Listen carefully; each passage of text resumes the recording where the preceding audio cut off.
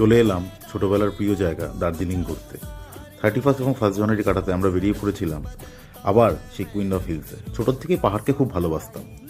হঠাৎ একটা সুন্দর নিরিবিলি জায়গায় কাটাতে একটু অন্যরকমই লাগছিল। আপনারা কি বলেন? যদিও প্রত্যেকের প্ল্যান সমস্ত আল্লাহ আল্লাহ থাকে, কিন্তু আমি বেরিয়ে পড়েছিলাম আমাদের সব থেকে প্রিয় কুইন অফ হিলস।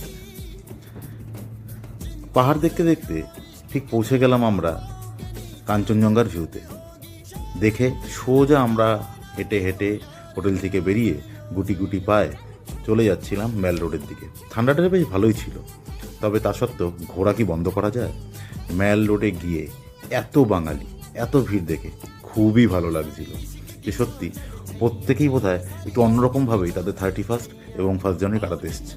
এখন দেখতে পাচ্ছেন আপনার গ্লিনারিসের সামনে ভিড়, বিখ্যাত বেকারি গ্লিনারিস, তার সামনে ভিড়টা অতুলনীয়।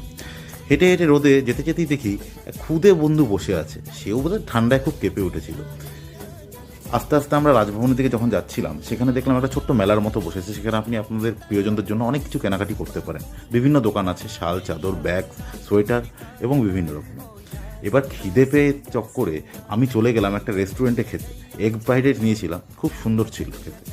ভিউজ দেখতে দেখতে আমরা একটা চার্চ পেরিয়ে হেঁটে হেঁটে আবার ফিরে যাই আমাদের হোটেলের গন্তব্যস্থলে। ভিডিওটি কেমন লাগলো সবাই অবশ্যই জানাবেন।